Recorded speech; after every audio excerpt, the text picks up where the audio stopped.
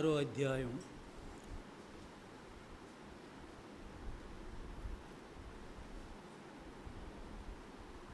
యెజ్రా గ్రంథం 6వ అధ్యాయం 19వ వచనం చదువుతాం.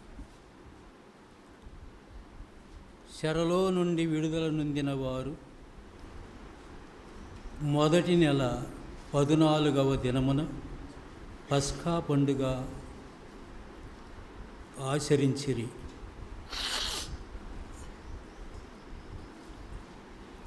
యాజకులను లేవీలను తమ్మును తాము పవిత్రపరుచుకొని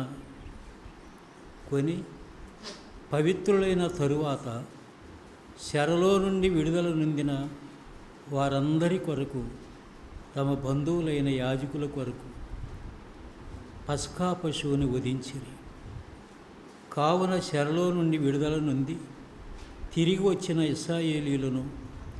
ఇశ్రాయేలీల దేవుడైన యెహోవాను ఆశ్రయించుటకై దేశమందుండు అన్యజనులలో అపవిత్రత నుండి తమ్మును తాము ప్రత్యేకించుకున్న వారందరూ వచ్చి తిని పులియని రొట్టెల పండుగ 7 దినములు ఆనందముతో ఆచరించిరి.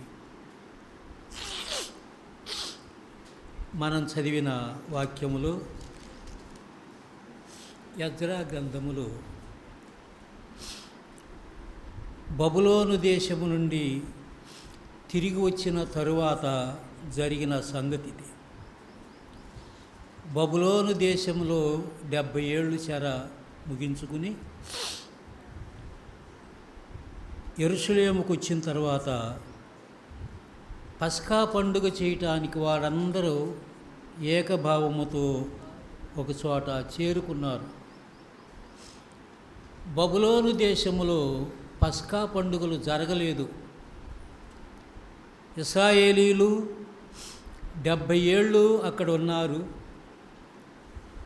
పస్కా పండుగ అనేది అక్కడ జరగల. యెరూషలేము వచ్చిన తర్వాత మోషే ధర్మశాస్త్రాన్ని చదివితే ఆ గ్రంథములో రాయబడినటువంటి మాటలు వారు విని అప్పుడు పస్కా పండుగ చేయటానికి వారు పూనుకున్నారు. మొదటి నెల 14వ దినమది. ఈ పస్కా పండుగ అనేది ఐగుప్తు దేశములో ఇశ్రాయేలీయులు బానిసలుగా జీవించిన కాలములో దేవుడు మోషేని పంపించి ఆ బానిస జీవితము నుండి బయటికి తెచ్చిన రోజు అది. గొర్రెపిల్ల రక్తమును పూసి ద్వారబంధములకు రాసి సంహరకుడు ఆ ఇంటిలో జొరబడకుండా ఏ ద్వారబంధము మీద రక్తము పూసి ఉందో ఆ ద్వారబంధము దాటిపోయాడు. ఏ ద్వారబంధము మీద రక్తపు గుర్తులు లేవో ఆ ఇంటిలో పెద్ద కుమారులను చంపబడ్డారు. అది ఐగుప్తు దేశములో ఆఖరికి జరిగిన అద్భుత కార్యం. దేవుడు ఇశ్రాయేలు ప్రజలకు రక్షణ కలిగించిన రోజు అది. 430 సంవత్సరాలు ఆ దేశంలో ఉన్నట్టు ఇక్కడ మనకి రుజువులు ఉంటాయి. 430 సంవత్సరాలు అయిన తర్వాత వారు బయటికి రావాలంటే ఐగుప్తు రాజు బయటికి రానియటలేదు. ఆఖరి అద్భుతం అదే. ఐగుప్తు దేశంలో ప్రతి ఇంటిలో పెద్ద కుమారులు చనిపోయారు. ఐగుప్తు దేశములో ఉన్న ఇశ్రాయేలు ప్రజలు ఇంటిలో ఒక్క ఆత్మ కూడా చనిపోలేదు. అందరి ద్వారబంధములకు రక్తమును తాకి వారు మరణము నుండి తప్పించుకున్నారు. దేవుడు చెప్పిన మాట విన్నారు. వాళ్ళు ఇశ్రాయేలీలను ఆ రోజే బయటికి తీసుకెళ్ళాడు. 19వ వచనములో చెరలో నుండి విడుదల నొందిన వారు మొదటి నెల 14వ దినమున పస్కా పండుగ ఆచరించిరి. యెరూషలేముకు వచ్చిన తర్వాత ఇశ్రాయేలీయులు అదే పస్కా పండుగ చేశారు. ముందు ఏనాడో బబులోను దేశానికి చెరగా వెళ్ళక ముందు ఆ పండుగ చేసిన వాళ్ళు బబులోనుకి వెళ్ళిన తర్వాత ఇక అక్కడ వారు జరిగించింది లేదు. అందరూ ఏకంగా కూడి ఆ పస్కా పండుగ జరుపుకున్నారు. ఆ పస్కా పండుగ ఎవరు జరిపారు? ఆ గొర్రె పిల్లను ఎవరు అనుభవించారు? ఎవరు తిన్నారు? మొదటి నెల 14వ దినమున పస్కా పండుగ ఆచరించిరి. యాజకులు లేవీయులు తమ్మును తాము పవిత్రపరుచుకొని పవిత్రులైన తరువాత చెరలో నుండి విడుదల నొందిన వారందరి కొరకు తమ బంధువులైన యాజకుల కొరకు తమ కొరకు పస్కా పశువుని వధించారు. చెర నుండి విడుదల పొందిన వారి కొరకు, అందరి కొరకు కాదు, ఆ దేశములో ఉన్న వారి కోసం కాదు, చెరలో నుండి వచ్చిన వారి కోసం. ఇప్పుడు మనమెవరి కోసం అంటే, చెరంటే పాప బంధముల నుండి బయటపడిన వారి కోసం ఈ పస్కా పశువు వధించబడింది.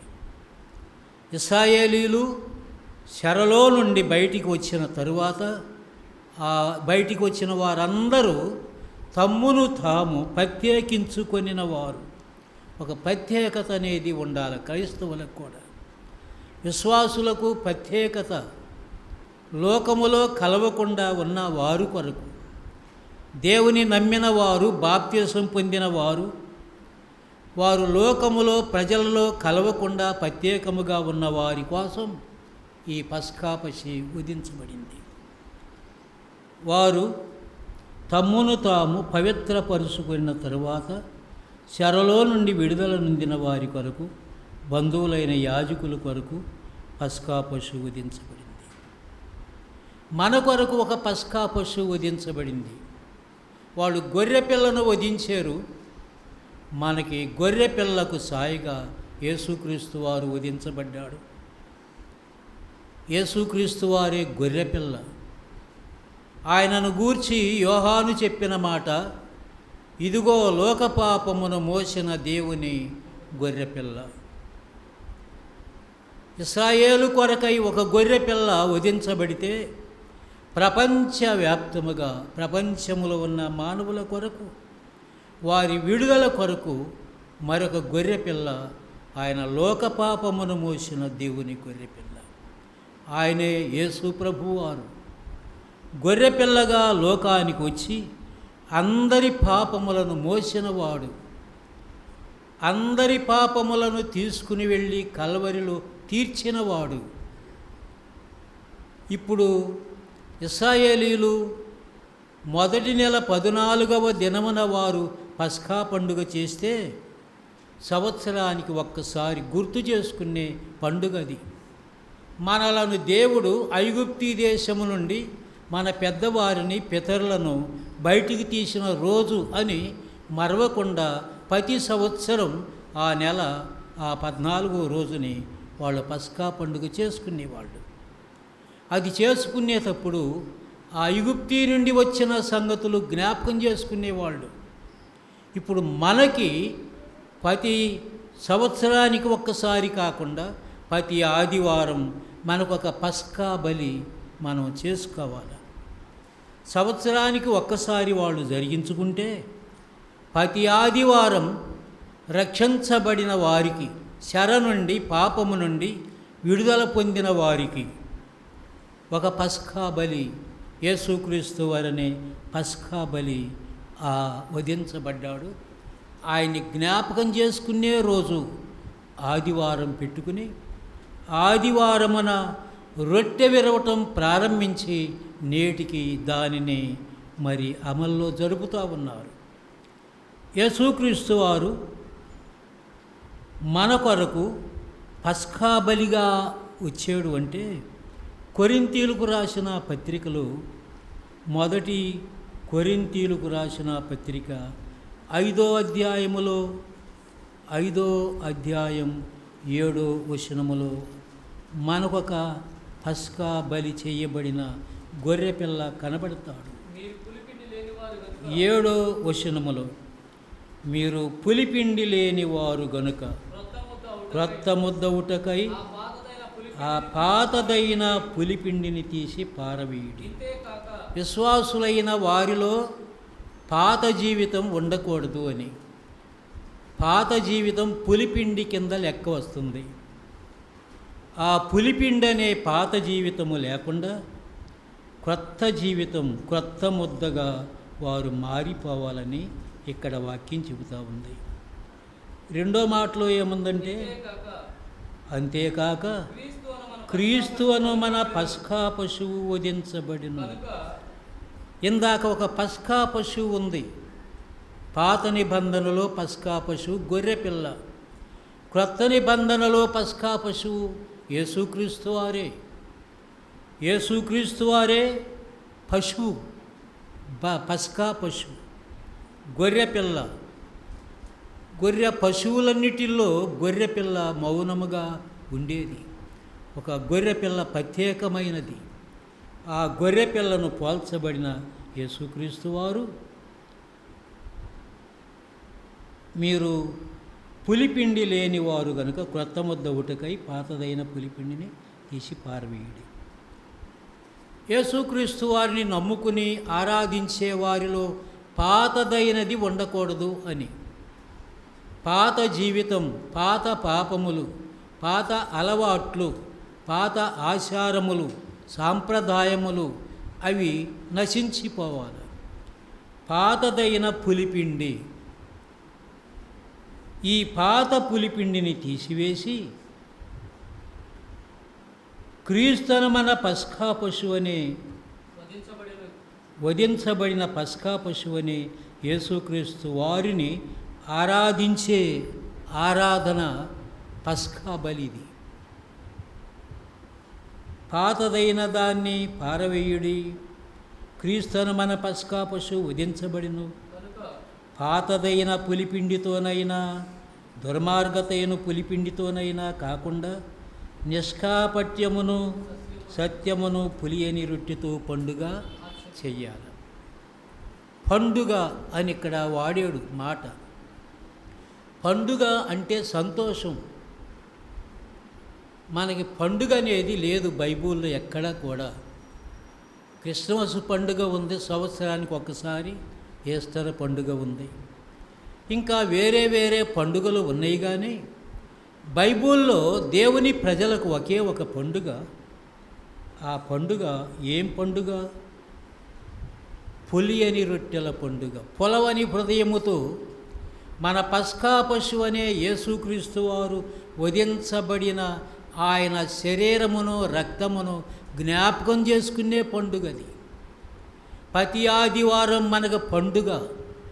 పాపములు పోయినందుకు, దుష్ట జీవితం పోయినందుకు, పాపముల నుండి విడుదల పొందినందుకు, సాతాను ఏలుబడి నుండి బయటపడినందుకు అది మనకు పండుగ. అది సంతోషం. అది ఈ సంతోషకరమైనది పాపములు పోయిన వారు దీన్ని చేసేవాళ్ళు. దుర్మార్గత, దుష్టత్వం అనే పులిపిండి కాకుండా నిష్కాపట్యమును సత్యమనే పులియని రొట్టెతో, పొలవని హృదయాలతో, పొలవని జీవితముతో మనము ప్రభువుకి పండుగ ఆచరించి సంతోషం అనుభవించాలి. దేవుడు నా పాపాలను క్షమించాడు. దుర్మార్గతను, దుష్టత్వాన్ని, లోకాన్ని, పులిపిండిని తీసివేశాడు. సౌఖ్యము కాని మహిమాయుక్తమైన సంతోషాన్ని నాకు ఇచ్చాడు అని సంతోషకరమైన ఆరాధన ఇది. మన దుర్మార్గతంతా, మన దుష్టత్వమంతా ఈ గొర్రెపిల్ల మోసుకొని సిలువలో తీర్చాడు. సిలువలో ఆయన మరి దాన్ని వదిలిపెట్టేసేసాడు. మన పాపములన్నీ ఆయన మీద మోపుకొని సిలువలో తీర్చివేసాడు. మన మీద లేకుండా చేశాడు. అందుకని మనకు పండుగ. పాప జీవితములో ఉన్నంతకాలము దుఃఖ జీవితం, అది వేదన జీవితం, నెమ్మది లేని జీవితం. పాపములు పోయి క్షమాపణ పొందుకొని సంతోషించే జీవితం, ఇది పండుగ జీవితం. నిష్కాపట్యమును సత్యమనే పులియని రొట్టెతో పండుగ, పొలవని హృదయాలతో, పాపము లేని హృదయాలతో మనము పండుగగా సంతోషముగా, దేవా నీవు నా కొరకు వచ్చి నువ్వు గొర్రె పిల్లగా నా పాపములు భరించి నా మీద నేరము లేకుండా, పాపము లేకుండా, మరణము లేకుండా చేసేవని సంతోషముతో ఆయనకి స్తుతులు చెల్లించాలి. రక్షించబడిన వారి అందరి నోళ్ళల్లో నుండి ఈ స్తుతులు రావాలి. మన పాపములు మోసిన వానికి, యేసుక్రీస్తు వానికి కృతజ్ఞతాస్తుతులు చెల్లించాలి. 2, 3, 4 ఇక్కడ వినబడేటట్టుగా స్తుతులు చెల్లించారు కానీ స్త్రీలేమి పురుషులేమి హృదయములో అందరూ ఆయనను స్తుతించాలి. ఈ 2, 3తో కాదు, ఎవరు రక్షించబడ్డారో, ఎవరు విమోచించబడ్డారో వారందరి హృదయాల్లో నుండి స్తుతులు రావాలి. ఆత్మీయముగా హృదయములో నుండి వచ్చే ఆ స్తుతులు ప్రభు దగ్గరికి చేరాలి. ఆయన ఆగ్రాణించాలి. యెజ్రా గ్రంథములో మనం 2వ మాట ఇంకొక వచనాన్ని ఏం చదువుతానంటే 21వ వచనములో, కావున చెరలో నుండి తిరిగి వచ్చిన ఇశ్రాయేలీల దేవుడైన యెహోవాను ఆశ్రయించుటకై దేశమందుండు అన్యజనులలో ఉన్న అపవిత్రత నుండి తమ్మును తాము ప్రత్యేకించుకొనిన వారు. ఈ రొట్టెను విరిచేది ఎవరు? ఈ పస్కా బలిలో పాల్గొనేది ఎవరు అంటే దేశములో ఉన్న అన్యజనులలో నుండి ప్రత్యేకించబడిన వారు. మన మధ్యనున్న అన్యజనులలో నుండి ప్రత్యేకించబడిన వారు. అన్యజనుల ఆచారముల నుండి, అలవాట్ల నుండి, సంప్రదాయముల నుండి విమోచించబడిన వారు తమ్మును తాము ప్రత్యేకించుకొని ఈ పస్కా బలిలో వాళ్ళు పాల్గొన్నారు. మనం కూడా అన్యజనుల ఆచారములు, అలవాట్లు, సాంప్రదాయాలు మానివేసి కొత్తగా జన్మించిన వారికి తగినట్టుగా ఈ ఆరాధనలో మనం పాల్గొనాలి. హృదయపూర్వకముగా యేసుక్రీస్తు వారికి కృతజ్ఞతాస్తుతులు చెల్లించి, మన పాపములు మోసినవాడు, మన నేరములు తీసివేసినవాడు. మన పాపాలు తీసివేయాలంటే ఎవరి వశము కాదు. ఏదైనా సహాయం చేయాలంటే చేయగలుగుతారు. మన కొరకు ఏదైనా డబ్బులు ఇవ్వాలంటే ఇవ్వగలుగుతారు, ఏదైనా చేయగలుగుతారు. కానీ పాపములు తీసివేసేవాడు ఎక్కడున్నాడు? యేసుక్రీస్తు వారే తీసివేసి, ఆ పాపములు తీసివేసిన ప్రభువుని ప్రతి నోరు, రక్షించబడిన నోళ్ళు, రొట్టె విరిసే నోళ్ళులో నుండి ఆ స్తుతులు రావాలి. దేవా నీవు నా పాపములు క్షమించు, నీకు స్తోత్రాలు. ఆయన పాపాలు క్షమించకపోతే నరకానికి వెళ్ళేవాళ్ళం మనం. నరక శిక్ష నుండి రక్షించి ఆయన మనకు విడుదల కలిగించిన ఆ యేసుక్రీస్తు వారు మనకిచ్చిన ఈ ఆరాధనలో, ఈ పస్కా పండుగలో మనకి ప్రవేశం కలిగించినందుకు మరీ వందనములు, కృతజ్ఞతాస్తుతులు చెల్లించి ప్రతి ఆదివారం మనకి పండుగగా, సంతోషకరముగా నా పాపములను తుడిసివేసిన నా ప్రభువుని నేను ఆరాధిస్తున్నాను అన్నట్టుగా మన పాపములను, లోక పాపమును మోసిన గొర్రెపిల్లగా ఉన్న యేసుక్రీస్తు వారిని మనం ఆరాధిస్తూ ఉన్నాం. ఇది ఆరాధన ప్రత్యేకమైనది. కొందరికి ఆరాధన ఉండదు, ఊరికే ప్రార్థన చేసుకు వెళ్తారు. అది బైబుల్ సత్యం కానే కాదు. ఇది యేసుక్రీస్తు వారే నన్ను జ్ఞాపకము చేసుకోవటానికి నన్ను దీన్ని చెయ్యండి అన్నాడు. నేను ఎట్లా మీకోసం వధించబడ్డానో, నా కాళ్ళు, చేతులు, దేహమంతా మీ కొరకు సమర్పించాను. ఎన్ని బాధలు పడ్డానో, శిలువలో ఎన్ని దెబ్బలు తిన్నానో, ఏ విధముగా హింసించబడ్డానో, మండుటెండలో ఆ కటికి చీకటిలో ఎట్లా వేలాడానో, ఇవన్నీ మీరు జ్ఞాపకం చేసుకోవటానికి ఈ రొట్టె విరవండి అని చెప్పాడు. నా శరీరము మీరు తినండి, నా రక్తము తాగండి అన్నాడు. ఆయన శరీరాన్ని ఎట్లా తినగలం మనం? రక్తాన్ని ఎట్లా తాగగలం? ఆ శరీరానికి రొట్టెగా ఇచ్చాడు, రక్తానికి బదులు రసమునిచ్చి, ఇది చూసినప్పుడల్లా నేను ఎట్లా మరణించానో, ఎట్లా బాధపడ్డానో, ఎట్లా సిలువలో ప్రాణమిచ్చానో అవి మీరు తలంచుకండి. నా రక్తం ఇది ఎట్లా కార్చాను మీకోసం, నా శరీరం ఈ రొట్టెలాగా పెనమైన కాల్చబడిన రొట్టెలాగా నేను మీ కొరకు సమర్పించాను. ఇది మీరు తలంచుకొని దానిలో పాల్గొనండి అని శిష్యులతో చెప్పాడు. ఇది శిష్యులకే చెప్పాడు, అందరికీ కాదు. ప్రసంగాలు అందరికీ కానీ ఆరాధన నమ్ముకున్న వారికి మాత్రమే. నమ్మని వారు దీనిలో పాల్గొనకూడదు. వాక్యమిని వెళ్ళాల్సిందే కానీ ఈ రొట్టె తీసుకోకూడదు. నమ్ముకోవాలి. బాప్తీసం తీసుకున్న తర్వాత ఈ ఆరాధనలో పాల్గొంటారు. నమ్మని వారు, బాప్తీసం లేనివారు ఈ రొట్టెలో పాల్గొనకూడదు. మనం పాల్గొంటున్నామంటే ప్రభు మనల్ని క్షమించాడు, రక్షించాడు. ఆయన రక్షించిన దానికి బదులుగా మనం నిండు మనసుతో ఆయన కృతజ్ఞతాస్తుతులు చెల్లించి మన యొద్దకు తేబడుతున్న ఆ రొట్టెలో, మన యొద్దకు తేబడుతున్న ఆ రసపాత్రలో పాలి భాగాన్ని పొందాలని ఈ వాక్యాలతో మనం హెచ్చరిక పొందుతూ ఉన్నాం. ఇప్పుడు మనం ఆరాధనలోకి వెళ్ళబోతున్నాం.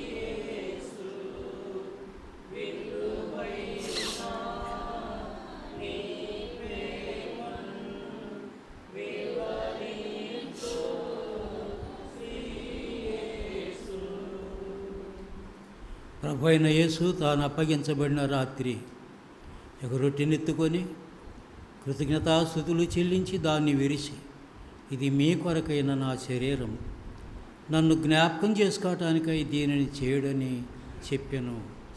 ప్రేమగల తండ్రి, నీకు స్తోత్రాలు చెల్లిస్తున్నాము దేవా. మా కొరకు లోకపాపమును మోసిన గొర్రెపిల్లగా వచ్చి మీ దేహమును మాకు సమర్పించి, దేవా, నీ దేహము అమూల్యమైన దేహము, 10,000 మందిలో గుర్తింపదగినంత సౌందర్య రూపమైన దేహమును చూడనొల్లని వాడుగా మా కొరకు చేసుకున్నావు. మా పాపముల కొరకై స్వరూపమైన సొగసైన లేక చూడనొల్లని వాడుగా అయిపోయి కల్వరి శిలువలో బలి అయిపోతివి. ఒక రొట్టె నుప్పులపైన కాల్చబడినట్టు శిలువలో కాలిపోతివి. రూపురేఖలు మారిపోయినాయి, నీ స్వరూపమంతా మారిపోయింది.